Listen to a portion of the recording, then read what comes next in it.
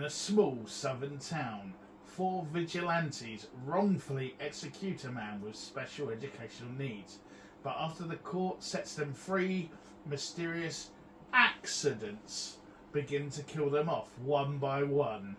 This is the Cult Faction Podcast, episode 112, Dark Night of the Scarecrow, 1981. Superman.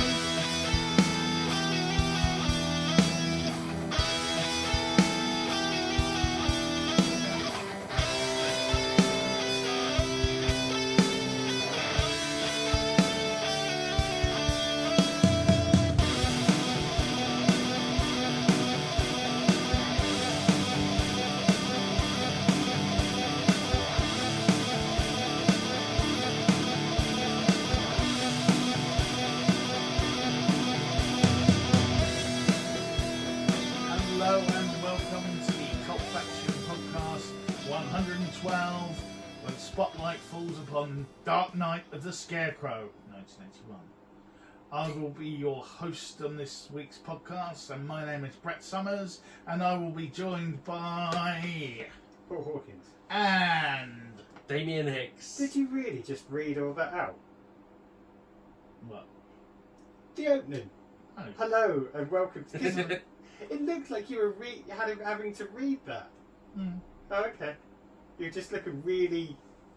I'm just thinking what to say next, and you made me forget now anyway, so it's okay. Oh, that's fine. It's not like we do this every week. I know. Yeah, but we mix it up every week. We say something different He because I also, forget what I'm going to say. he also didn't shout. Did you notice? I know.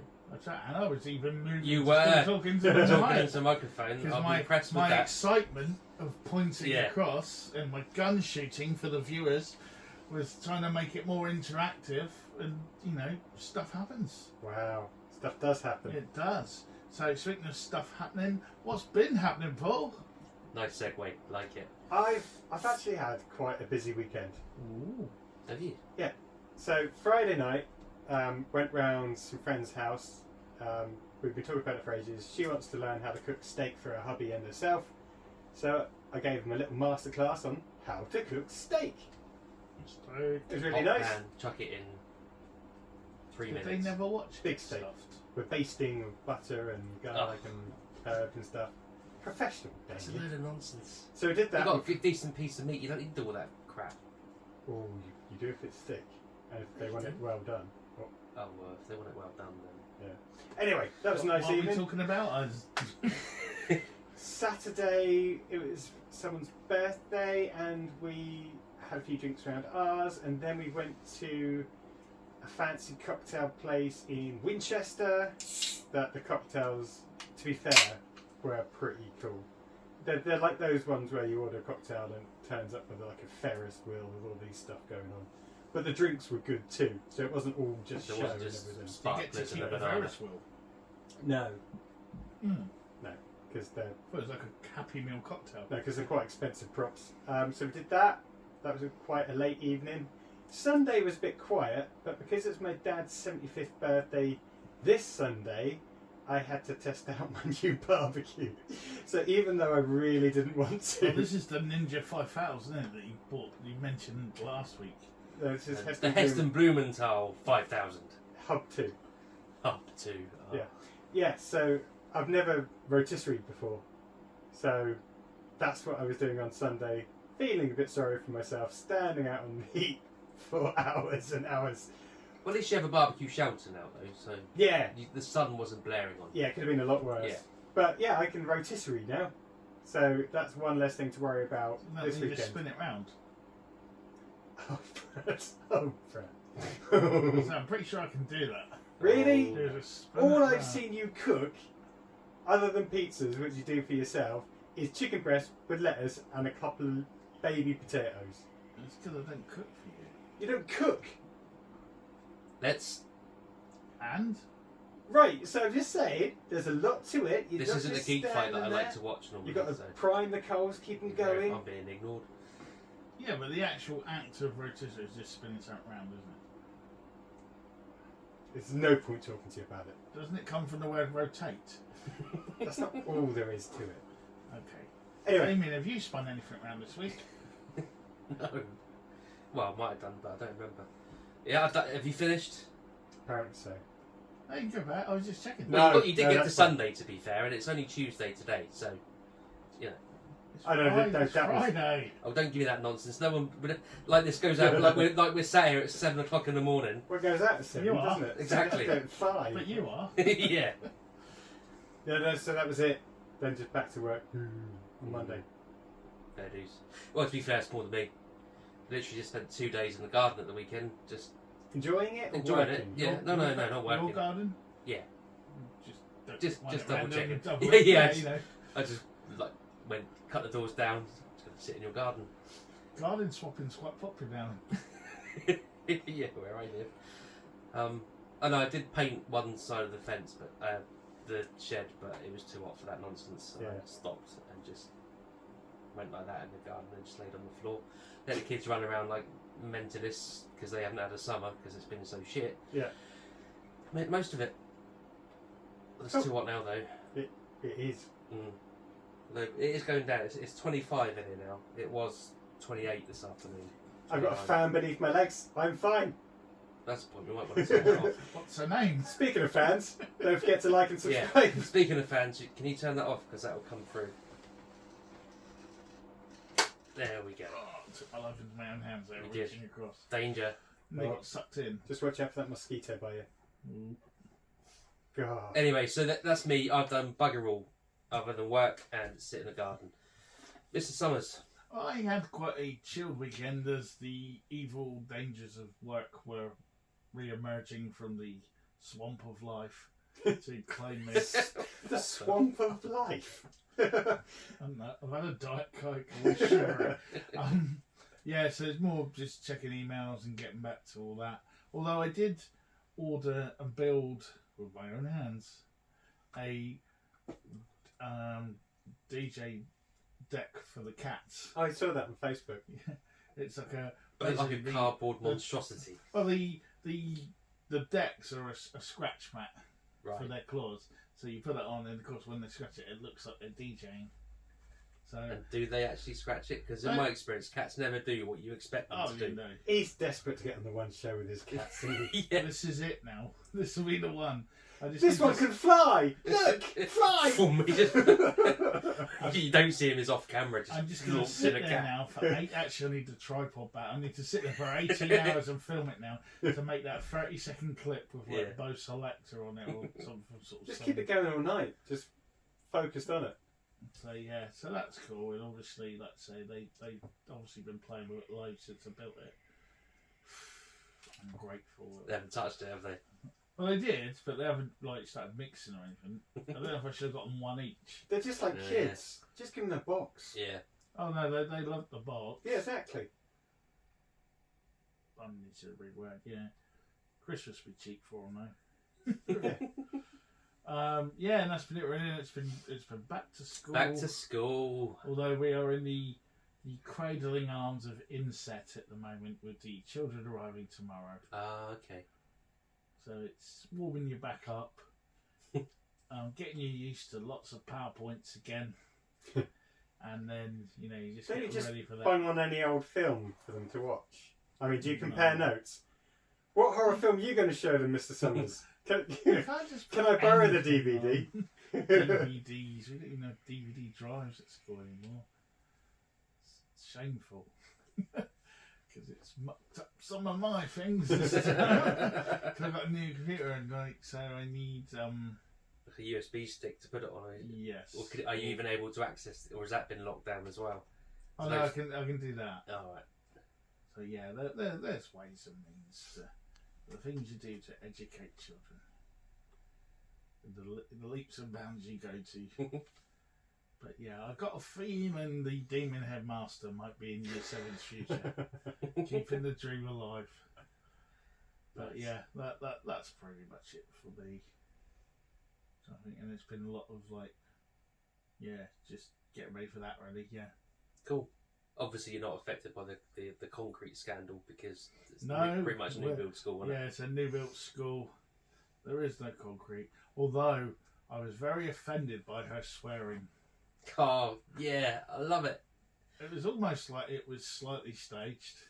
I like the fact she should resign. No, she shouldn't.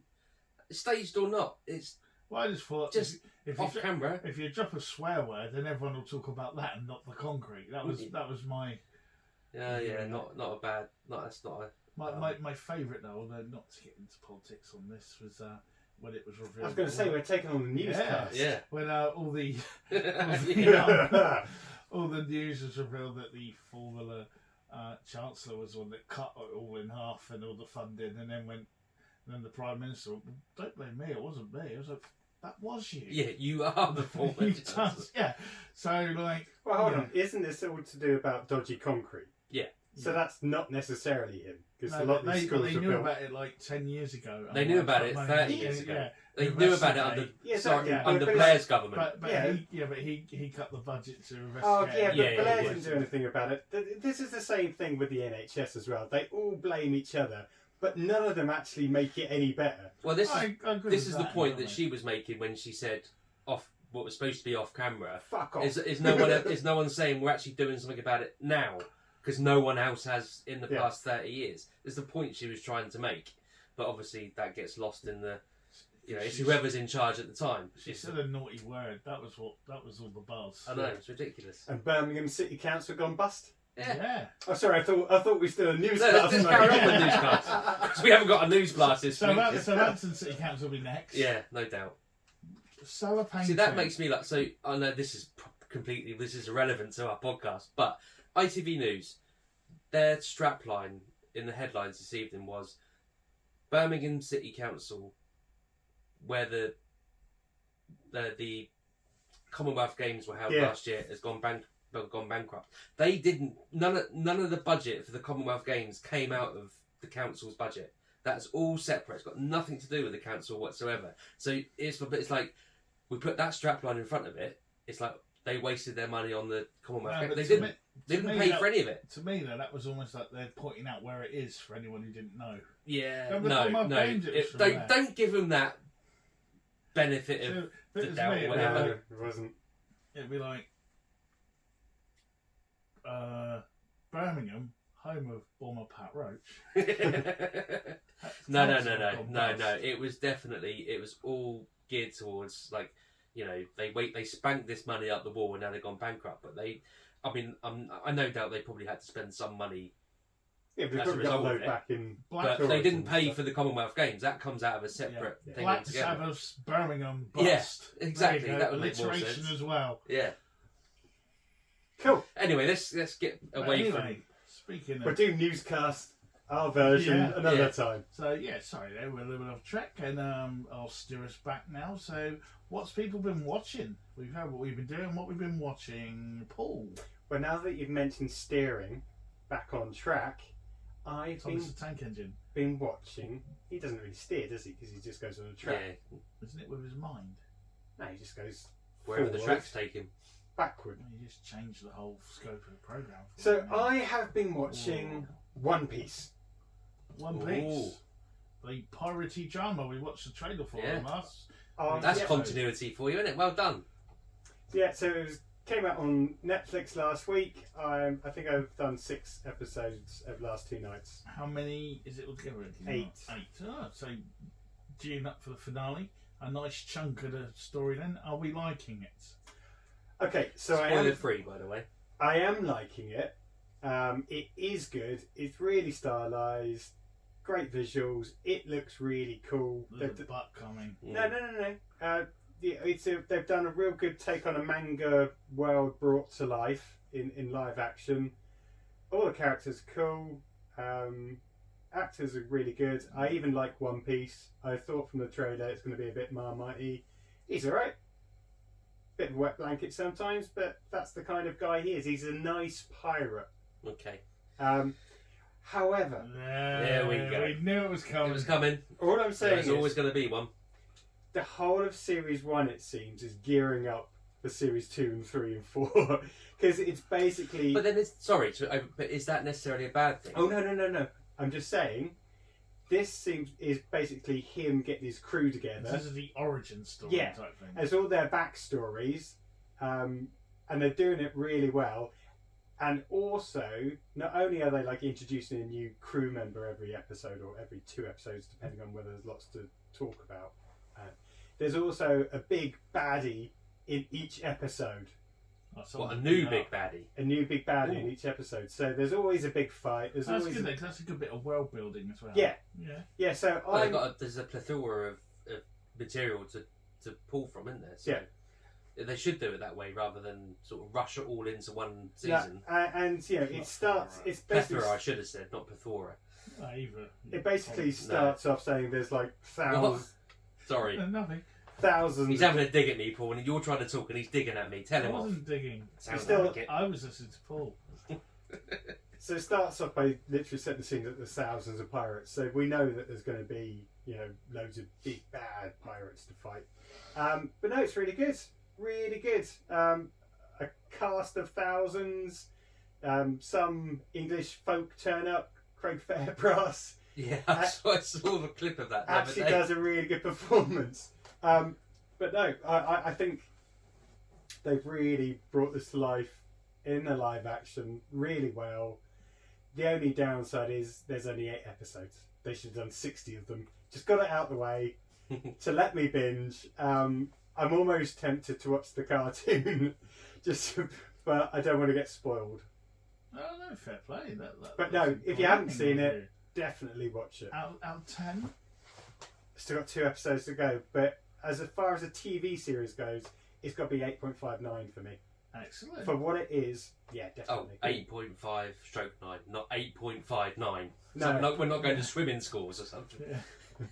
It's No, that close now. What we Yeah. like. And it's also nice to see something a bit different that isn't vampires or isn't Oh, don't get me started on vampires. werewolves or, you know, zombies. So yeah, well done Netflix for bringing this or buying it. Have they However finally- they've done it. Have they finally got it right? Because we said before they've No, they've dabbled with manga and stuff before and kind of flat-footed it a little So I bit. don't necessarily know whether it's Netflix because, as I said, Netflix have actually done things like what was it, Space Sweepers that I did a review for on Cubfaction.com. Yeah. That was really good.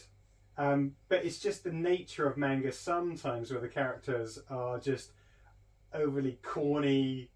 Yeah. Well, I think the thing is to you go back to your question, Brett. I think it's these things fall flat with the manga anime fans because they love all that stuff. Whereas to the casual viewer, like, I mean, I'm aware of it and I got nothing against it, but I'm not interested in manga or anime, as you might have guessed from my cynicism over the past 2 years. But when I want to watch this, so that I won't be affected by knowing that it's based. You know what I mean? Yeah, So, no, I get you. As a and I think that's the non-manga, backlash they normally get when it comes to because that's Well, what that's like because I thought everything now, Bebop was really good, but it's got such a backlash from the fans of the actual it's cartoon. It's not it. Well, yeah, it was, I mean, Cartoon it was, and comic, wasn't it? Yeah. it started off as manga, then went anime, and then Yeah, but either way, it got such a backlash from the fan base that they kind of, well, we're not going to bother then. as a non-manga aficionado, as a delver sometimes, I would like to think that they've given enough thought into the representation of some of the bad guys, the way they act, Sorry. their mannerism, I don't know why, but characteristics. Dalva made me laugh just as I've taken a mouthful and I got Coca-Cola up my it's nose. just a weird noise. Yeah, sorry. So I hope they've done enough to appease all of the real manga diehards and anime diehards. Cool. Well, that might be something for this weekend then, because Oh yeah, definitely. I thought it was out a bit later, but we are in September now, aren't we? So Yeah, it's just it came out. like, It was- I look yeah. at my head switch it. After tomorrow, when the kids are back, it'll be September. But at the Yeah, I know moment, what you I'm mean. just And then cruising the on. nice thing about it as well is they've dropped all 8 episodes. Oh, Yeah. that's cool. Other than that, Yep. finished off Yellow Jackets. So they're all both seasons done. No, it's good. It's. So you've kept your I opinion on I've it, watched yeah. season 3. See how that goes. I think one. But did you get what I mean about them making stupid decisions that just make matters worse? Yeah. And that didn't. Actually, that annoyed me I know, so much. but it wasn't enough to stop me watching. No, I carried on watching Yeah. as well. But it's just like if you just hid the body somewhere else. Yeah. It's like- Yeah. I mean, there's loads of that, but as I said, yeah, I'm willing to let it go. The one thing that freaked me out is when I found out Alanis Morissette did the theme tune. Did she? Yeah, Oh, I didn't know that. yeah, because it sounds absolutely nothing like her. But she's obviously delved into the world of hard, whatever you call that, Yeah, it's metal, like industrial, rock, wasn't it? or yeah. Yeah, I didn't realise that was her. God herself was on it. Yeah. And I think that was it really that's worth talking about. Just the normal billions and and Quantum Leap. Yes, I've watched one episode so far. Yeah, so they've No got spoilers. no. So they've got the new one. I've only seen one of them, and that's where he was a doctor. That's Are they the still same doing I one a watched. week? No, it No, doesn't there's a look like few it. on there now. Yeah. All right, okay. They're not all on there, but there's a few on there. The Doctor one, that was what I was looking for. Paging Doctor Song. Yeah. It's called. And Don't stop. What are you doing? all I'm going to say is it's awesome because the legendary Stan Shaw pops up, and also Francois Chow, who was he had many names in Lost. He was the Japanese man in all the videos in the hut. Oh, right, yeah. thing. So there's a few familiar faces to cult TV viewers that pop up in this episode. And this is back to old-fashioned Quantum Leap style of him just Cool. a lot more about the the leap. A lot more about the leap than the. There is a little bit of modern day. Oh, there's nothing wrong with the modern day stuff. That's a Is good it story. modern, is that what we call it? Or outside Present day. outside the leap. Yeah. But that's only like 5 minutes of the Yeah. episode. But it's enough to dangle the carrot to Yeah. entice you closer. But that was one of the things I watched as well. Yeah, so it's me out. Cool. Cool. Damien. I have just been manifesting. Cool. That's it. Whereabouts? All we've watched is so all we've in watched is gardens. yeah, manifested in people's gardens. Manifest. We're determined to get all the way to the end. And what are you on? We're now back onto Netflix, so it's back on Season season 3. 4. 4. So it's one was on Netflix. Yeah, season 1 was on Netflix. Then you had to jump across to whichever Sky or whichever Sky Max carrier you've got. So, and now it's back to Netflix. But they've done. I think all the previous seasons have been about 10, 11 episodes, something like that. The final one on Netflix is, I think, 21 episodes. So, and we're only on. Yeah, they've really gone for it. I think they want to get their money's worth. Yeah. So we're on, I don't know, episode 6. I mean, it is bordering on the ridiculous now, because they've done so many different little story clues and possible mythical things in the previous seasons that they've got to start trying to answer them, or just bring it back round to, oh yeah, that parchment that we mentioned back in season 2, it's got to come back into it, so. But I think it's literally, we just want to find out what the deal is. But it's watchable. It's just not. It's not great. It's not. Yeah. It's not a Lost. So how many have you got left now? I think we've got about 13 left. I think we're only on about episode 7 or 8, something like that. But it just keeps on piling on one. They have, to be fair, they've stopped doing the save the passenger of the week thing, and it's a bit more focused on. Well, it'd have to, because there'd be no passengers left, would there? Yeah, exactly. I know, there's 200 and something passengers on this plane. So, yeah. And, what else? Continuing with Bob Ross and the joy of painting. I mean, it's a bit samey, to be fair. Each episode, he draws a painting.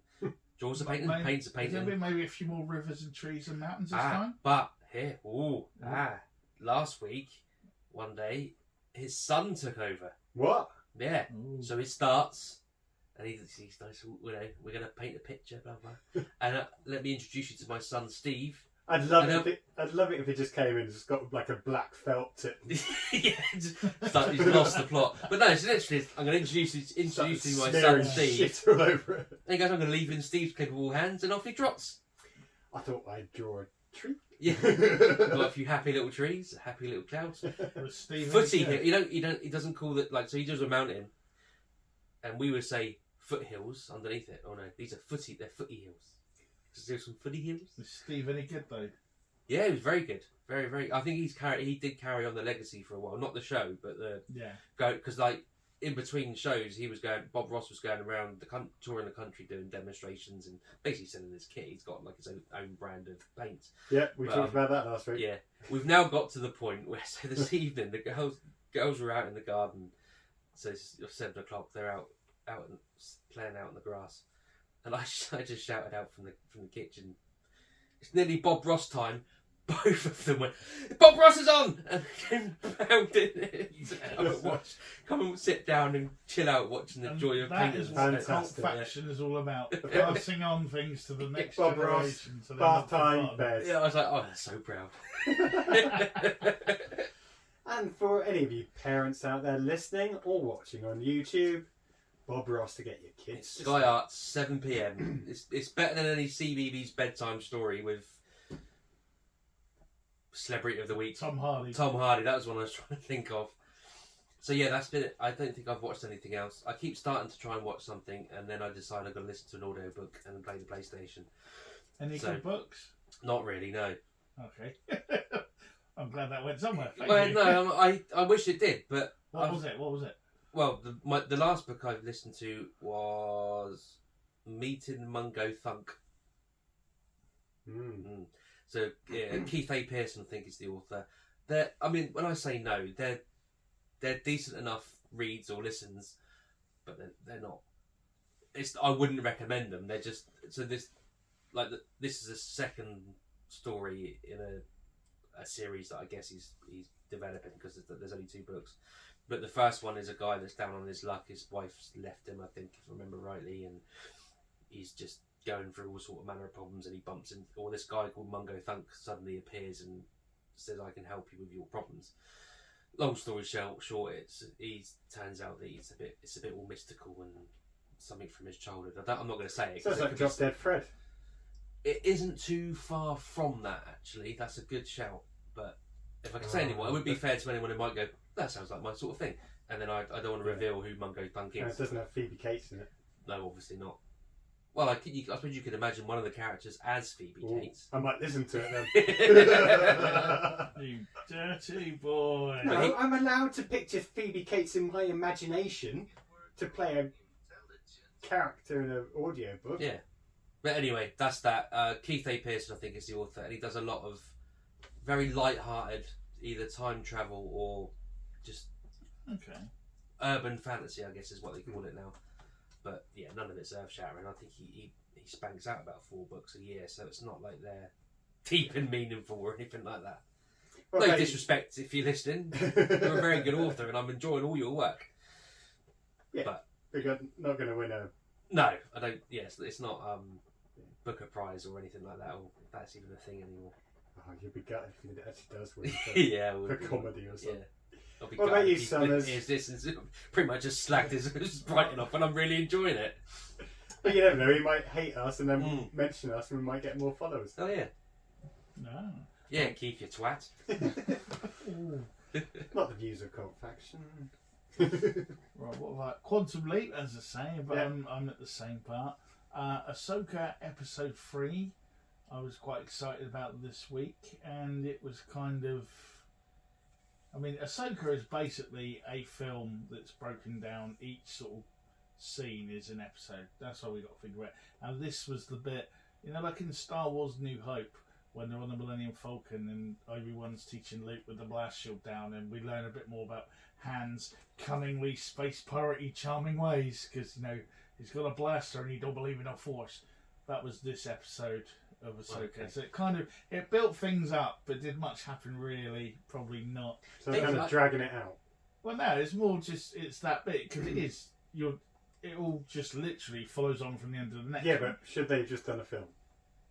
Well, they probably want to, or whatever, and just done the thing, or maybe they need to do it. But there are bits in there that make it, and it's only 35, 40 minutes. So it's not like it's dragged out, but it's almost like that bit of the story. You need the background details, the relationships between the characters more than you did get a bit of a spaceship fight halfway near the end, but it's all right. It was just a bit more after the first 2 were kind of, going full whack into it and exciting and fights and all sorts. Then it was kind of the catch your breath bit. So you're hoping next week to be a bit more blasting. Which kind of works well in a film, but not. Yeah, as an episode, but as one episode, you think, oh, not. Yeah. Are they going to the new galaxy? Well, it's have you seen it? Only the first two. Okay, well, it's building to something, and it doesn't look good for the good guys. Is that galaxy Far far away, or is it more towards? Is it closer? No, So but it's Well, just far. some They people name are saying, well, it could be our galaxy, it could be the Milky Way. It's like, well, No, they name it. They say, oh, they're orbiting around the planet so and so. yeah, no, but they're not necessarily going to call the planet Earth, are they? They're not going to necessarily call the galaxy Milky Way. This is the true. Milky Yeah, Way. they wouldn't know it as Mars. Yeah. As in, they wouldn't know Mars as Mars. No, they wouldn't. No, you knew what I meant. I didn't really need to explain that, did I? No. I should have just stayed out of the conversation. No, yeah, no. it's nice having you involved. That would be the big twist, right, when they finally end Star Wars, where, like, someone comes down and accidentally impregnates a lady in Bethlehem. And then wipes her mind with the Force and then just goes off. Yeah, I think you've just Man, offended that the would be- entire Bible Belt. Luckily, they don't listen. Yeah, I've offended the Bible Belt and Star Wars. I'm a dead man. This was Brett Summers. I've also watched Babylon Sorry, 5. that wasn't that. That's Battlestar Galactica's. Yeah, that pretty much was Yeah. there. Yeah, Or the remake. That's how they pretty much ended it, I think. I didn't see the remake, but I thought it was all part of Well, the original. was that the they were original is they were searching for. we were the lost tribe. Yeah. Yeah, okay. And they were that's looking right, for yeah. because all the others got blown up, and they were Yeah. looking for the tribe that got lost somewhere on them. Even though they knew the planet was called Earth, Yeah. it's like, wait a minute. But anyway, I also watched Babylon 5: The Road Home. Is that the cartoon? Yeah, it's the animated movie, really really good. Sorry. If Yeah, you like- cartoon. How dare you? Everything's animation now. There are no cartoons anymore. But yeah, really really good. But if you haven't watched the series, you won't know what the hell's going on. It's made for fans by the people. A lot of the surviving voices come back Yeah. because I mean part of the reason the cartoon is like half the cast have sadly passed away now. And that, but yeah. So if you And like- also because it's a lot cheaper to make. yeah, probably. So if you are a fan of probably the greatest space science fiction ever written, Babylon 5. It's just the one that's like Star Trek, but actually has nothing to do with Star Trek. Oh, it's got nothing to do with Star Trek. Yeah, that's what I thought. I used to watch. They're on a space station. That's about as far as it goes. Yeah, no. In my head, I always thought it was part of Star Trek. No, but I have no shame in admitting that, because you're all thinking of Deep Space Nine. I probably that's it. That's they. Yeah. Well, then they come Well, out they around both the come same out time. at the same Yeah. time, although both had separate things that have been written for ages, apparently. But then two space station shows came out like in Yeah. the same year. But in my mind, it all just melts into But- one space. But it is really well written, and there are some timey-wimey elements that you'd like. Would I though? Just because. I think it is. I think it's probably one of the better. You've seen it, haven't you? Well, he hasn't seen this series though. No, I'm on about the series in general. Yeah, I used to watch it. Yeah, as a time thing, it's one of those ones. I would say similar in the way that Red Dwarf initially set it all up, but then forgot about it later on. They never forgot about it later on. Babylon 5 never. Babylon 5 never forgot. Oh yeah, I mean Red Whereas Dwarf's Red Dwarf continuity is initially appalling. did do it, then Yeah. as it got on, they forgot what they'd done before. Yeah. But for the first 4 or so seasons, you'd have those bits where that then happened, and that was because it happened in episode 1 or what, you know. Yeah. They had it all tied up, but they never forgot. I'd say that it's like that sort of level of writing, probably a bit more detail, but it's that sort of thing. Everything did link up in the end and had a meaning and a purpose and an outcome and all that. And this is kind of a bit of a love letter to that. And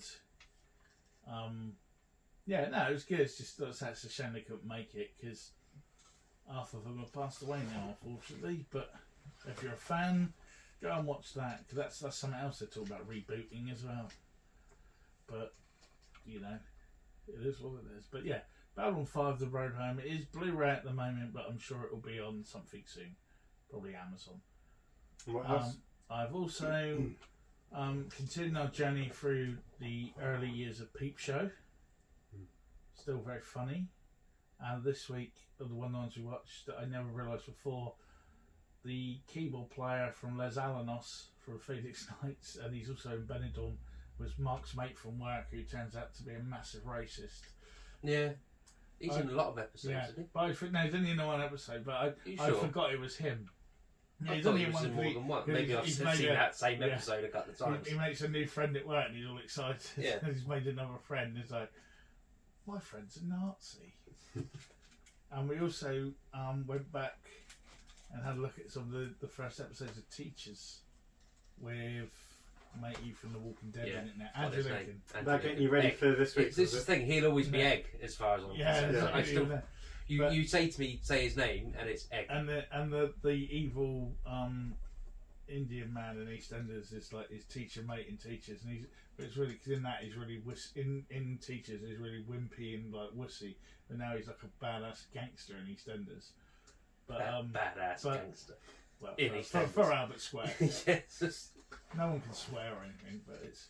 But you know, it brings back memories. The soundtrack's amazing. The story's actually really funny, and they smoke in pubs. Which is like, I know, that's really people weird when you watch see it now. stuff Yeah, like that. it's just like whoa. Also, I watched the first episode of This Is Us, which isn't really our sort of thing. No, so but it Sarah does watches kind that. of but it is cleverly. It's well written because Yeah, it jumps. So there's a few different sort of family timelines going on at once. So you're watching different generations and stuff. And in the first one, I was really excited because the doctor that delivered the baby was the cowboy bloke from Simon and Simon. Yeah, I've no idea what that is. Do you remember Simon and Simon, Paul? They were brothers, but one wore like a suit and was all business-like, and the other one was like a cowboy kind of guy. They were so different, but together they solved crime. Why did they have the same name? They were brothers. Simon and Simon. Must be their surname. Rick and AJ Simon. Oh, okay. God, I didn't even know I knew that. That just came out. And I'm not surprised at all that you know that. And the best thing I have watched this week I saved it to last. is the latest episode of Shouter, or Harlan Els. Was it? Harlan Coben. Harlan Coben's Shouter. Oh, right. I thought you said Shouter. Shelter. Yeah, no, I'm with you now. Yeah. I'm not Shouter. No, that's what I thought you said. Shouter. No, Shelter. That's visions of like some guy with a baseball cap. Yeah, it's getting better and better. More layers and twists and turns are getting added. I'm confident they will pay off, and it's not just put in there. No, it will if it's... Because it seems well structured Because in enough. all his books it pays off, Yeah. so there's no reason why. It seems well structured enough that I would trust to keep watching, and it's getting really good. And there's a few bits. There was a bit this time I didn't even see coming. I was quite shocked by that, but well worth a watch. So you should look up his other stuff on Netflix. Oh, I will when I get a chance. Yeah, no, I'm a fan now. I might even try. What's some of the other stuff he's done? Because I think I might watch some. So on Netflix, you've got. It's not the Stranger Watcher guy, is it? No.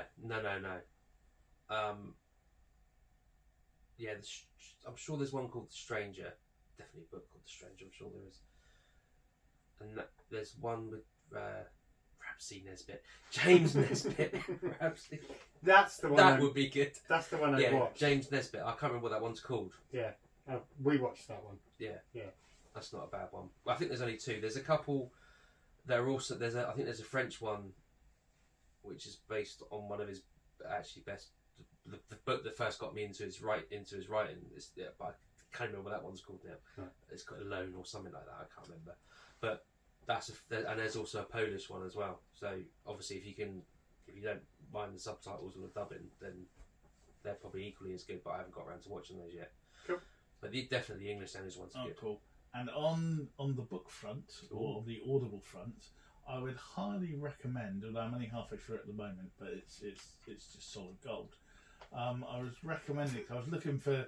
It's going to be a what it's like when biography or something. When you get your monthly credits and you're looking for stuff, but you think, oh, and someone said, oh, you should read. They're by a guy called Don Pendleton, and they date back to.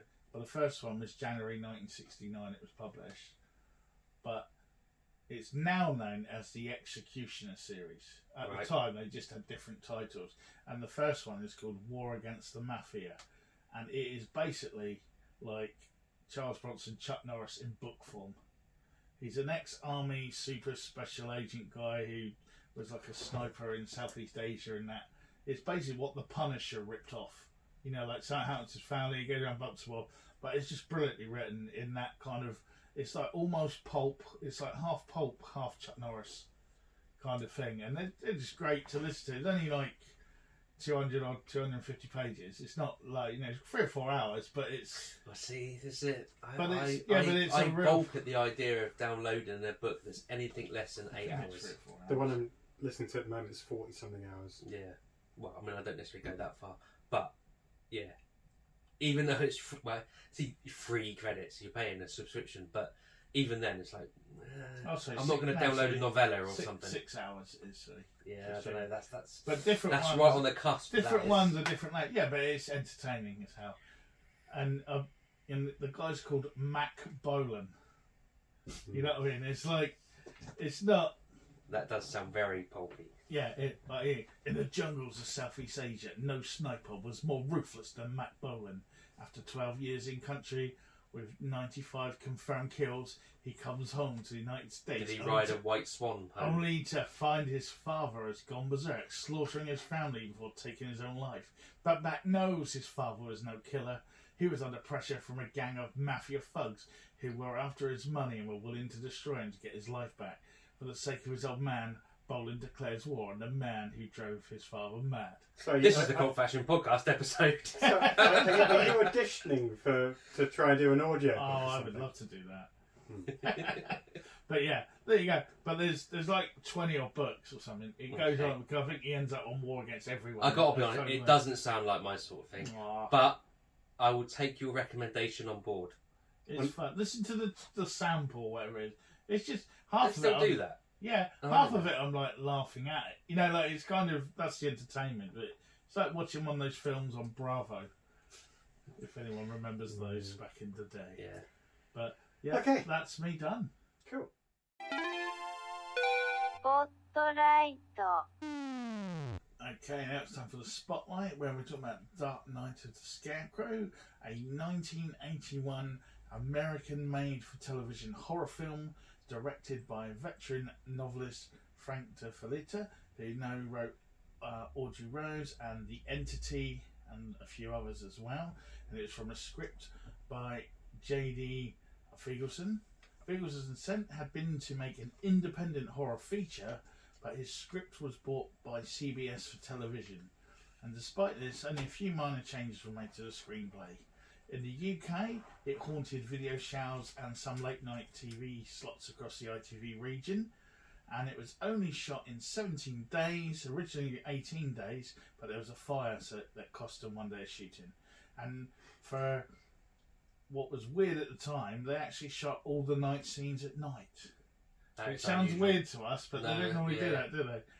But again, maybe that's a clue on the budget. What do they normally do then? Well, most of it's either in a studio, so Control the lighting. control the lighting, Or they filter it, I suppose. Yeah. Would it be?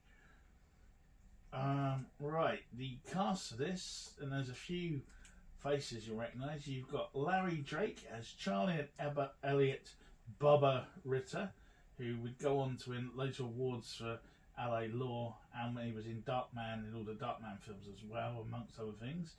You've got Charles Durning, who was in The Sting, Dog Day Afternoon. Everything. I think in Dallas and all sorts, didn't he? As Otis P. Hazelrig, who's the local postmaster. You've got Robert F. Lyons, who's in Death Wish 2, amongst other things, as Skeeter Norris. Claude Earl Jones, who again was in everything. I think he feuded with the A-Team, Knight Rider, TJ Hooker, the Fall Guy. If they were around in the 80s, he probably held up a local town for money for them. He plays Philby. And Lane Smith, who was in V, Lois and Clark, and My Cousin Vinny, as Harless Hocker. You also had Tonya Knight as the young Mary Lee Williams. She would go on to be a soap star in Knots Landing. And you had Marlon Brando's older sister, Jocelyn Brando, as Mrs. Ritter. There are also appearances from Ed Core as a defence attorney, Alice Nunn, who cult fans would remember as Large Marge from the Pee Wee Herman films, as Mrs. Bunch, and there is Ivy Bethany, who was in The Invaders, as Mrs. Hocker. So, memories of the film, gentlemen. For me, again, it was something I kind of remembered bits of through, I believe, probably late. I remember the video box, but I don't think I ever got that. I think it was one of those ones I found it like on ITV or Channel 4 late at night somewhere. Yeah, same here. It was an ITV special, if you like, one of those that was it Murder, Mystery and Suspense? I don't know. That's what I used to call it. All I know is the advantage of having a brother who's 4 years older. He would find these horror films in the TV schedule. Makes you watch them. No, well, yeah, but it's set up they could be recorded at like 1 minute past midnight or whenever they were shown. So yeah, I remember this. The thing is, I only ever really remembered the beginning, or rather, the execution scene is the bit I remember. The rest of the film, it's just escaped my memory. But yeah, the beginning definitely stuck with me. And again, it's probably important to mention that sometimes IT regions may have changed the title a bit or chopped it about a bit as well. Yeah, I think in my head it was just called The Scarecrow. Whether that's right or just misremembering, I don't know. It probably was right, because they would just do that, because where it was regional in those days. They had to fit it in. No one cared, in yeah. the TV schedule. Had to fit in the little thing, yeah. Cool. Paul, any memories? No recollections of this one. Oh, no records at all. So Passed me by. passed you by. Fair enough. Well, let's see what it's about then. Okay, cool. Dark Knight of the Scarecrow centres on Charles Elliot, or Bubba Ritter, a person with learning disabilities in his 30s who spends his days playing with Mary Lee, who's an 11-year-old girl. Some of the local townsfolk, especially Otis P. Hazelrig, the town mailman, they don't like Bubba and Mary Lee's friendship. Sorry, Brett, are you aware that you were reading and mouthing along with him at the same time? I wasn't. I was trying to work out. How to make my can of Coke without a ring. Well, that may be what you were thinking, but what you were doing was. I wasn't making noise. You were. I could hear it. It's only because I'm like, oh, I have to fucking edit this out. Okay. Sorry, Paul. I'm really trying this week not to shout at you and tell you to talk into the mic. I've been talking However, to the mic. that I had to pull you up on. Do I need to start again, or am I? No, Go you from just some carry- of the local towns. So Yeah. Sorry. Some of the local townsfolk, especially Otis P. Hazelrig, the town mailman, or postmaster, as I think he'd probably like to be called, don't like Bubba and Mary Lee's friendship, or Bubba in particular. He's looking for a reason to get Bubba, and conversations Acknowledge. that he has tried before, but it makes no difference as Bubba doesn't remember much. One day, while the pair are out playing and collecting flowers and all that kind of good stuff and making daisy chains, and obviously she needs to kiss him, which one of them is looking at, Mary Lee decides to wander through a fence into a neighbour's garden. Bubba warns her not to, because he's not allowed to enter gardens, and the stage is set. Mary Lee is attacked by a vicious dog in the yard, and Bubba goes to rescue her, saving her life. He carries her mauled body to her mother while continually saying, "Bubba didn't do it! Bubba didn't do it!" Her mum screams as she opens the door. NC. Nancy. I like to say, nice like that. Otis. Ad break. Yeah. Probably. Otis already has some sort of bee in his bonnet, and it's clear. Sounds like they beat him up before, but he doesn't. Well, they've had a go at him. Remember it. Yeah, Yeah. definitely. Like, yeah, we got to do something about this guy. So, like, just leave him alone. But yeah, they're clearly got a Otis in grudge. particular is just Yeah. It's got And it's funny. So maybe it's probably not the point to get to this, but you're right. He definitely got something against this guy, and I guess as the film progresses, you kind of there's a few things said that make you think make why he's got something against him. But Yeah, it's interesting though, because even in this day and age where everyone's supposed to be open-mindedness and all that kind of good stuff, I know of a lot of people, particularly on Twitter or X or whatever, that if they saw a young girl kissing a 30-year-old man with special educational needs... Only on like the cheek thing, not any. Oh no, yeah. Yeah, just so But people who I- haven't seen the film yet. Yeah. There's no tongues. Yeah. We all know that there's a lot of people out there that would act like the townsfolk. Definitely, and I think that's what makes the horror of it so horrific. Maybe the judging of, let's say, even now in a more educated time, or whatever you want to call Well, it. I think so. It is an uncomfortable scene with that bit, but I think what makes it uncomfortable is the fact that the other guy's watching, and then has purposely misinterprets it. That's what makes it uncomfortable, because I think, and he's pushing that on the from other guys. sensible isn't he? eyes, and because obviously we can hear the conversation, because it's Bubba is like, no, don't, I don't want you to Clearly, kiss me. they've got the mind of a child. Yeah, he doesn't. It's like he knows that that's not appropriate for one of them. If you haven't seen this and you're Wondering what the hell we're this, talking about. think sort of, I would say, like Lenny of Mice and Men. He's very he's very childlike. He's got, I mean, he's obviously he's a big dude in his dungarees, but he's like a small child in his mind. Yeah, that's the one thing I did have a real issue with about this film, is the way they dressed Bubba. I know obviously it's the early 80s, so, but they've dressed him to look like a child, which and maybe that was a thing at the time, but I don't think how, whatever your, for want of a better term, whatever your mental age is, you. Although unless that's what he wanted to wear, that's the other thing about it. Yeah, he's a redneck town, dungarees are. I don't know, but but it just looked like a Robin and Rosie kind of Cockleshell Bay outfit, which I know they would never have seen, because it's that would have. I very much doubt that would have made it to the States. But do you know what I mean? It's like, it's a very childlike outfit to put him in, but it's the time, so maybe you're right. And if he's anything like that, it might be this is the only thing I'm going to wear. He's not. You can't make me wear anything else. And then obviously we get the vicious dog attack, which again plays well, because, and this is something through most of this film, and from my memories, I think I filled in the gaps. It's very much, it reminded me a little bit of the chainsaw scene in Scarface, and I remember that being so bloody and so violent. But if you go back and watch it, you never see anything. And this is what this does. Most of the things that happen, you don't really see. You don't see any of them, no. But your mind's, and I remember some of these bits, but I didn't, because they never happened. It's just my sick childlike brain. See, in my mind, he gets stabbed, not shot. From my original memory.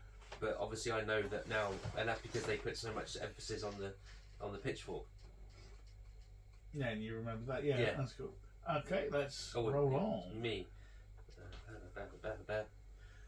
Bubba runs home to his mother to tell her what happened, while the crazy mailman Otis, blinded by his hatred for Bubba, gathers a posse to hunt him down for killing the girl. I won't go as far as to say posse. It's two other people, but That's free. But because at the moment they believe the girl's dead, don't they? Sorry, they haven't put that in there, so that they've. Everyone. So he's done it. We said it was going to happen. He's only gone and killed her. Basically, is what he says to one of the other dudes. So the members of the posse, Harless, Philby, and Skeeter, along with Otis, grab the rifles and set off to find Bubba. Bubba's mum decides to hide him until the posse can cool down. And what better way to hide him than to disguise him as a scarecrow and tie him to a post in the middle of a field? Unfortunately, Otis states, "They have the dogs this time," and the dogs lead him to the scarecrow. They initially believe the dogs have been tricked, but Otis examines the scarecrow and sees Bubba's eyes through the mask. Bubba shouts, "Bubba didn't do it," as the posse guns him down, although if you pay close attention, only 3 of the guns are firing. And Bubba is obviously still tied to the post. Suddenly a radio call comes through on the walkie-talkie. Director Frank De De Felitta's voice in a cameo, who informs them the hunt has been called off 30 minutes ago. Mary Lee is still alive. She was mauled by a dog, but Bubba actually saved her life. The posse all look shook up, apart from Otis, who seems pleased with himself. He then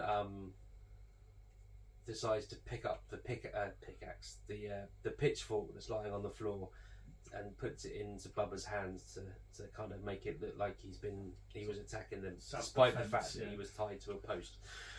We then jump to a courtroom scene where the 4 men are acquitted of murder, mainly due to Otis's perjury and his high standing in the town as mailman. For they are fine members of the community. Okay. They are fine members of the community. Got ya. Okay. Bubba's mother screams, "There's other justice than that of men." Following the hearing, Otis makes a joke about going to get some chicken, and it seems most of the town are not bothered by his antics. Yeah, so basically they claim self-defense, and the district attorney is saying, "What do you mean self-defense? Yeah, he didn't have to shoot him 21 times. Yeah, he got 21 bullet wounds. Yeah, and he's a man with a pitchfork. 21 bullets to go. Yeah, he's not a happy man. He knows what's really happening. Yeah. And the bit I liked, which was just a clever bit of writing in that, is like, we've got the dogs this time. So again, this has happened before. He's tried to get him before. I don't know if Harless, Philby and Skeeter were there, but but Harless is kind of we've really got him on record saying, yeah, I'll rough him up a bit. Oh yeah, I'm happy to give him a bit of basically a dig in the ribs, but I don't want any more trouble than that. And I think the mechanic guy, I know you've got it written down here, but I've forgotten his name already. Skeeter. He kind of he says something along the same lines. So we're all being pointed towards Otis being the bad man. Okay. One thing I didn't get about this is Philby, I think his name is, the big guy, looked like he was going to have a heart attack running. Why didn't he just get in the car? Seriously. Because they were all so angry about what happened to I know, but Jesus, that guy shouldn't be running anywhere. And those are big old American trucks. He could fit in that passenger seat, surely. They sat in the back and leant for and drove. Yeah, I know, jeez. Yeah. But yeah, it didn't make me laugh. One of the guns isn't even firing here, but the guy was pretending it was. Was it? Obviously, I don't think it went off, so he was just like, okay, anyway. Yeah. No one I'm a knows. professional. We've got one take. Yeah. He probably did only one take as well. The Bubba's eyes in the mask, I think, is something I'd forgotten and then really remembered. No, see, that's the powerful scene. That's the scene that stuck with me from when I was a kid. And I think it's. I mean, to be fair, now we're older, it's not actually that impactful. But I would have probably seen this when I was, I don't know, 10, maybe even younger. So, yeah. But I wouldn't have seen it because. Well, actually, no. Maybe it was a bit earlier because it would have been on. It's not a theatre release, is it? So it would have gone probably 84, something like that. So I was also really impressed with the fact that Bubba managed to get in the Scarecrow outfit, tie himself up to the post, and lose about 8 stone. Yeah, that's some, it wasn't a well padded Scarecrow, was it? That's a hiding and a half. He's done the game before. He knows what he's doing with this game. He's good at the hiding game. Yeah. It was hot that day. But yeah, so you get this again. Otis is driving it forward. The other guys when they thought he killed her, they were up for it because that's your southern justice, isn't it? That sort of thing. But then when they realise small town justice, that voice comes from the radio, you get those looks at each other and Otis had a plan. Yeah, in my head, Homer was going, "Don't." Okay, then so Mary Lee recovers from the attack, sneaks out of her room at night, and goes over to the Ritter house looking for Bubba. Mrs. Ritter, unable to bring herself to tell Mary Lee the truth, instead tells her that Bubba has gone away. Mary Lee runs out of the house to look for Bubba. Mrs. Ritter goes after her and finds her sitting under the stake where Bubba had been killed, singing a favourite song of hers and Bubba's. Mary Lee calmly tells Mrs. Ritter that Bubba has not gone, he's only playing the hiding game. And we know he's good at that. Very good at that. appears to be better than anyone at it. But again, nice bit with the kid. They keep the sort of the child knows what's going on and no one else does kind of element of it, really. And we also realise that actually it's Mary Lee that's the bad one. Not only does she not listen to him, not only does she kiss him when he doesn't want to be kissed, she doesn't listen to him, goes in to see the dog. She escapes at night out of her parents' house. She's just a bad influence she's on a wrong Bubba. one. Yeah. Yeah, it did make me wonder what her parents actually do to keep an eye on her. Yeah. And, I mean, you know, they're old parents. I mean, I'm an old parent, don't get me wrong. I'm in my 40s. But don't forget, this was the 80s. They were probably only 22. That's true, yeah. They just look 60. They just look 60, that's what I mean. I swear the woman on the screen's way past the Mrs. Ritter was 21. but... But I did think in this alone, she probably outacted her brother in anything he did.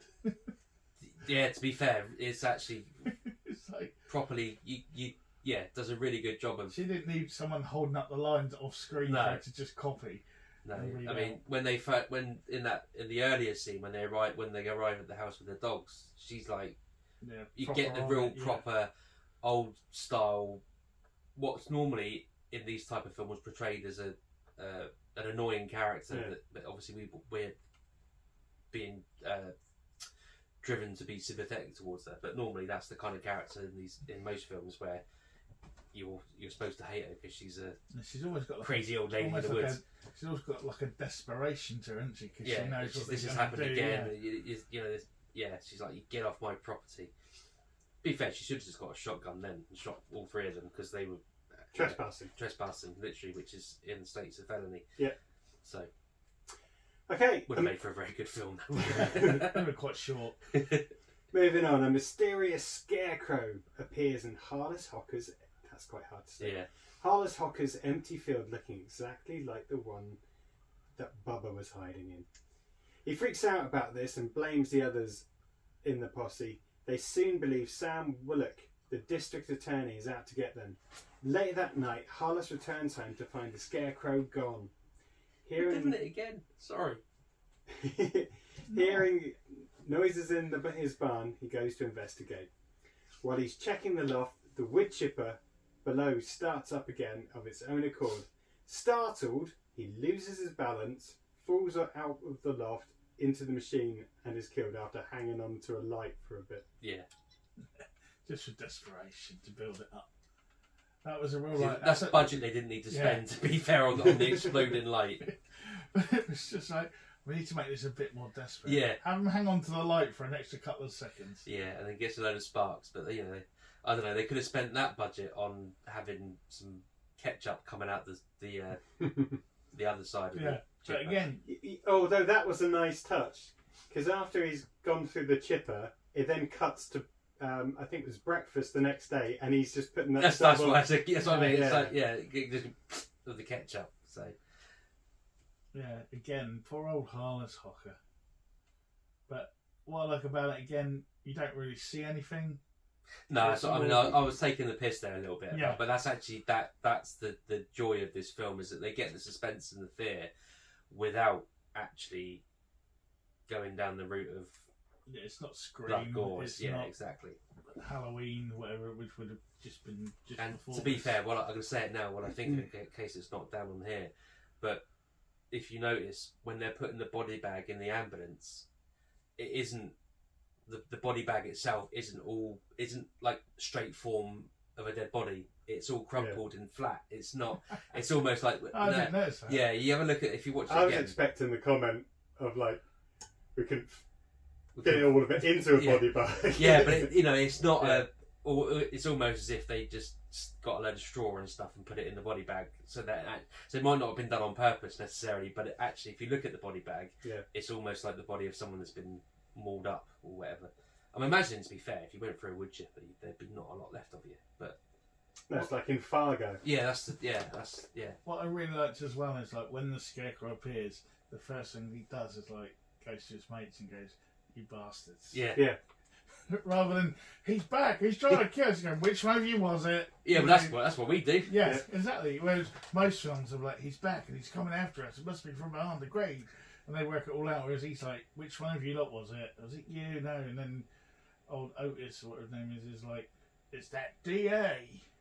I like the fact that we haven't seen the Scarecrow yet, and neither is he. So you got that conversation between him and his missus. But it's like they really couldn't be bothered to actually. They wanted to make that reveal that little bit longer, but they really could be bothered to write it. So it's like, what are you talking about, woman? I haven't planted this. Yeah. This, there's no real. Seeds don't grow this time of year or something. Well, and that's what I thought, but it was also strange why you'd put up the Scarecrow in the field. Yeah.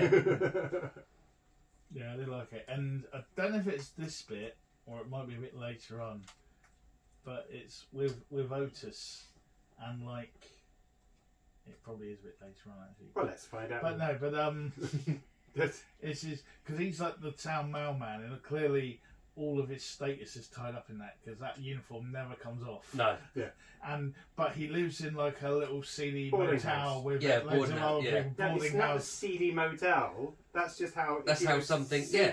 Yeah, but it's That's like, the but he's he's just like where they the equivalent of the town sheriff, because it's, He likes. that's This is like, the thing. Yeah, that's what he thinks. He's got a like, I don't know what you want to call it. Mail truck. Yeah, no, he's got uniform. a mail truck and a helmet. But what I mean is, he feels it's like he wants to be in the military more than he does. Do you know what? It did remind me of. Even when he jumps Is in he the a truck. forerunner of Cliff? Cliff's dad. Yeah, exactly. But I like the fact that with all his grandeur and like the way he jumps on the truck when they're on the thing, he's living in like a boarding house, one room with loads of other people, and he hasn't really got. That's all It looks he's a bit got. of a cushy life, to be fair. Yeah, get your meals prepared for Yeah. you. But that's all It's he's like got. it's like the next level up B&B, I isn't mean, it? that breakfast. When they used to be 10 a penny, to be fair. I mean, it isn't. It's not an unusual thing, or it wouldn't have been an unusual thing 50, 60, 70, 80 years ago. Yeah. Boarding houses where, single men. Can look out for themselves. Especially in developing towns and all that. Yeah. But it just made me laugh, like, because he's just clinging to that status. Yeah. That's all he's got, and it just made me laugh when you suddenly revealed. Like, I wonder if it's intentional, because. Yeah, I think it is. No, what I was going to say is because there's a load of like M.R. James and like classic horror writers. A lot of their characters lived in a boarding house. Like academics and all that sort of stuff. They were in boarding houses, and then they went off and had the horror adventure, and then went back to the boarding house. Yeah. But there's loads of those. Lot, and it's. So, But like I say, it was probably. I might be giving it a little bit too much credit. It was fast. That was, like you said, that was the thing at the time. That's what people done. Because men generally wouldn't cook for themselves or Yeah. clean for themselves. Yeah. So that's why And they he had a boarding definitely house. didn't, because he's redneck and proud. But it's just like, of all the grandeur, and then you sort of see his life outside of the uniform, if you will. It's like, you're born out and you share it with like a bunch of old people. Yeah. And He's a like I secret said, alcoholic as well. Yeah.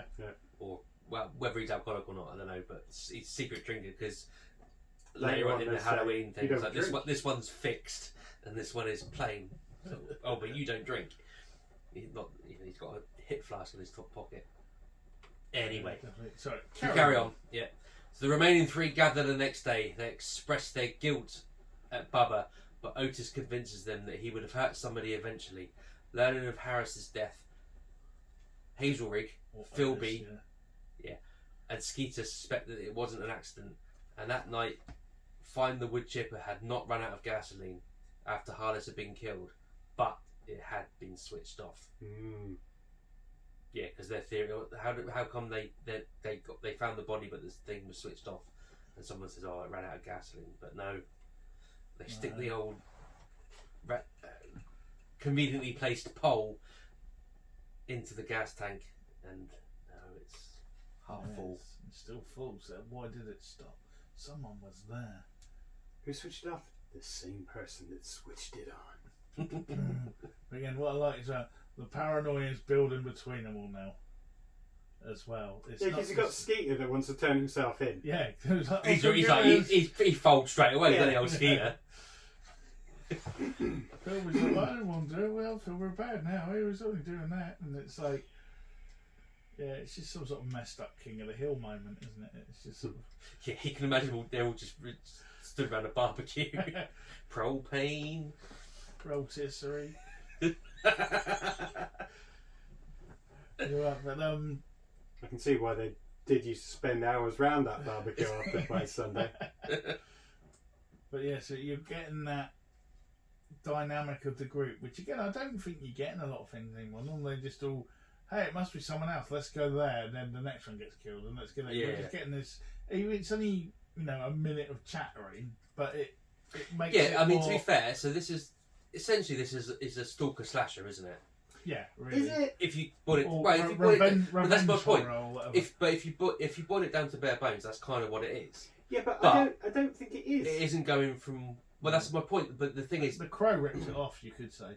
yeah, you could say that. But there's a lot in between each kill that separates it from that. But it's not genre. really a slasher film. Because, how did he die? Well, he fell off. Yeah, but something's killing. Yeah, Yeah, but something's this is the killing thing I each liked other. about it, is because actually, he was just a bit scared, or we didn't see anything push him. He Yeah. just fell off and went into a wood chopper. If he wasn't up there, Would he have fallen? exactly, No, I get you. Yeah, but someone had to turn it on right? and and trick him into going up there. But then he fell. It was an accident. Anyway, let's move on. Was Yeah. it? But was it? It's still a slasher film. It's in that. No, I know. I'm just. It's Just but that's what I mean. That's the thing that separates it from that just kind those of. little bits in between it, which I think make a massive difference in Belgar. Yeah, it's not a relentless just kill. Hey, Next thing, let's kill. let's go over there instead of run away. Exactly. Yeah. You know, Let's you go got up them the here. Like, stairs. should we turn ourselves in? We should. And Otis is the one again driving them. Otis Hazelrig. No, it was gonna happen. It's okay. He would have hurt someone eventually. You know that. So anyway, later, it is me, isn't it? Yes. Yeah. Otis delivers the mail to Bubba's mum, Mrs. Ritter, which he doesn't seem ashamed about. No, that he's at got all, no does he? shame He's whatsoever, is he? He's almost like he's got the smart. He's taunting Yeah. her basically. He's Smart. loving the power. Yeah. Being the postman. She reminds him. Oh no, yes, because she tells him to get lost, and he says that she's got a sign for it, Yeah. so she has Yeah, to. and he's got that look in his eye. Yeah. And then she reminds him that there are other justices in the world, which Otis then thinks that she killed Harless, saying that they're even now and she should leave it. She tells him not to flatter himself, and this is where she drops the bomb and does the big mic drop moment, which spins this film even more to different things that we didn't ever think would. She tells him not to flatter himself. It's not even... it's sorry. Yeah, she tells him not to flatter himself, and none of this is even while he is walking. Yeah. She then adds, "You don't fool me. I've seen how you look at that little girl. You may think you have the rest of them fooled, but I know exactly what you are. Stay away from her. It's a small town. Everyone talks." Now she's saying this. He is crapping his pants and walking Yeah. away very, very, very. Yeah, very so this is quickly. what I was alluding to earlier. Yeah. So we don't. You're not really geared towards thinking that until this point. You just at this up until now you've just thought, well, it's Bubba that he's just doesn't like Bubba. That's why he's got the binoculars at the start of the film. He's jealous. But exactly. He's a pedo basically. Pedo postman. Cool. Okay. On that note. Yeah, but that was I didn't remember that bit at all. No, And it no, was me just neither. Again, what I was just with the mix of it. I don't know. It's not something that would normally get dropped in. Normally it'd be "My son will get you" or whatever, which it kind of is. But then she just drops that bomb on the end of it, which I don't know. It was just. I guess it was there, and it adds another dimension to it, as I say. But it just really shocks me. Yeah. I don't know. It's like if you haven't got reason enough to Yeah, dislike yeah. Otis, we're gonna give you another reason. Yeah. Right, so the Scarecrow soon reappears, this time in Philby's field. At the local church's Halloween party that night, while playing hide and seek with the other children, Mary Lee is confronted by Otis, He tries to get her to tell him that Mrs. Ritter is behind the recent events. Instead, she tells him she knows what he and his friends did to Bubba and runs from him. Otis chases after her, but is stopped by a police officer who looks at him suspiciously and basically says, "You're going the wrong way. You're not supposed to be back here." Yeah, you're at the front. Party's at the front. Yeah. So. Philby arrives looking scared to death.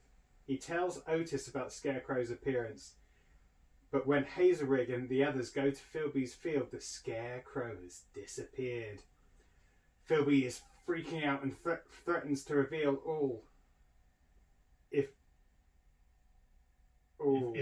Otis can't get him out of it all. Yes, another freak out. I was always impressed that a southern church had a Halloween party. Yeah, and alcohol. Yeah. Yeah. But, it's a small town. People talk. Yeah.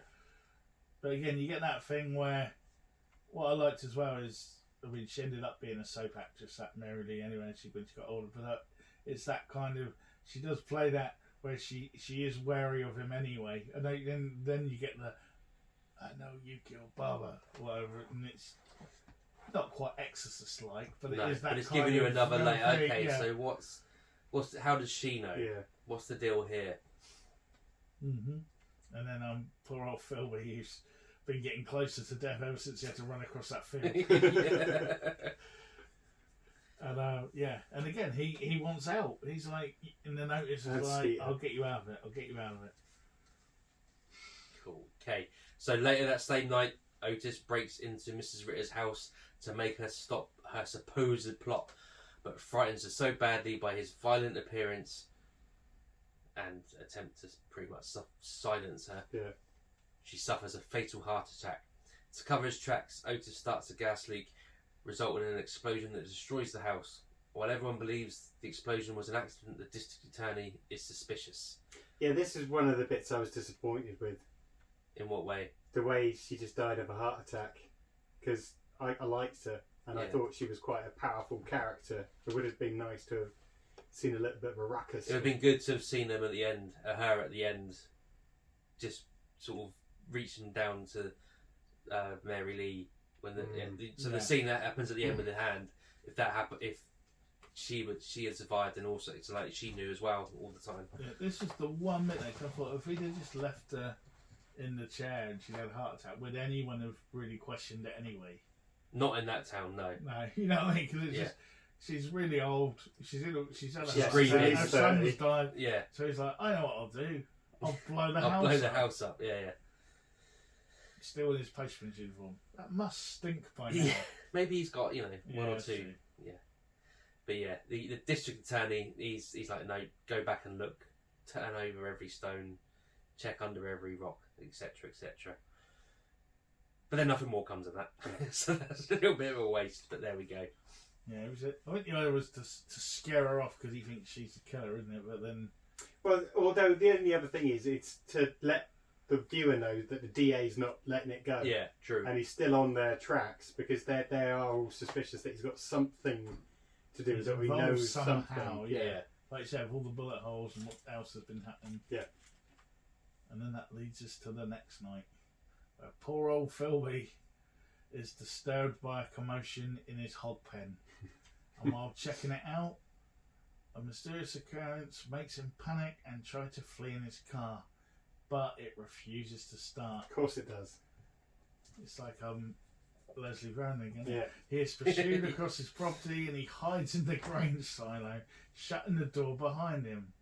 Suddenly a conveyor belt feeding into the silo is switched on and Philby, unable to open the now locked door of the silo, is buried under the resulting avalanche of grain. And he suffocates and dies.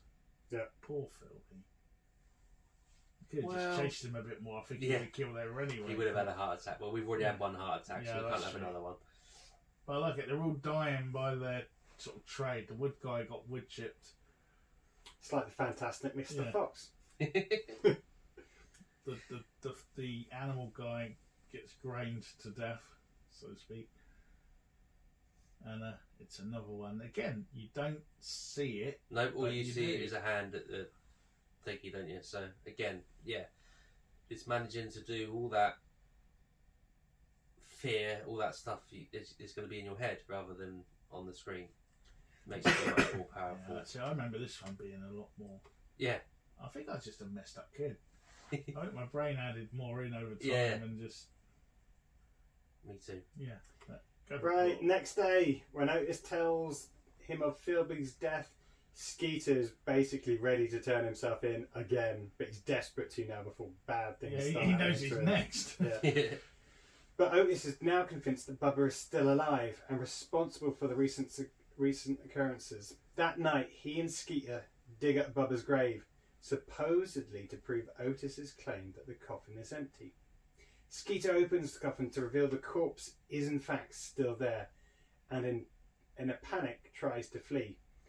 Otis chases after Skeeter and stops him. They return to the grave to refill it, but while Skeeter is down in the grave, closing the coffin lid, Otis smashes in Skeeter's skull with a shovel and fills the grave with Skeeter still in it. There was a nice bit on this. I So know what he, you're gonna say. he whacks him on the With the back hat of the on, head, the and hat the still. comes on the hat still stuck. I Yeah. like that. I don't know how intentional that was. Yeah, I did like hitting that hard. It stuck to the yeah.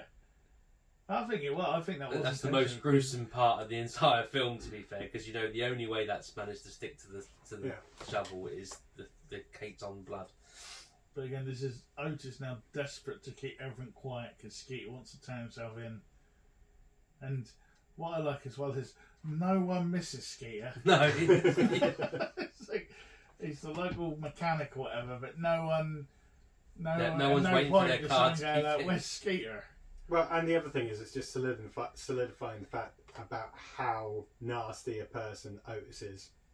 You know, not only did he kill Mrs.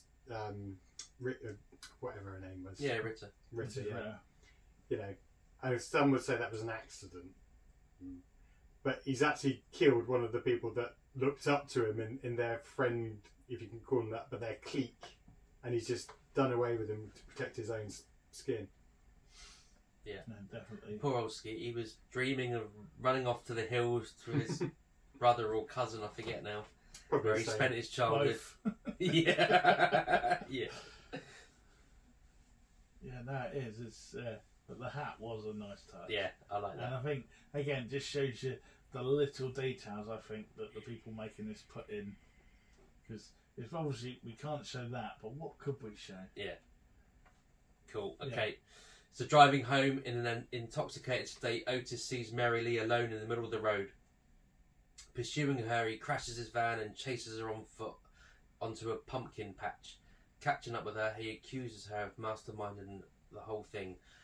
A ploughing machine nearby starts up of its own accord, and Otis flees the machine. I've just remembered that surely if he just started zigzagging, it wouldn't have caught up with him. But anyway, Otis flees as the machine pursues him.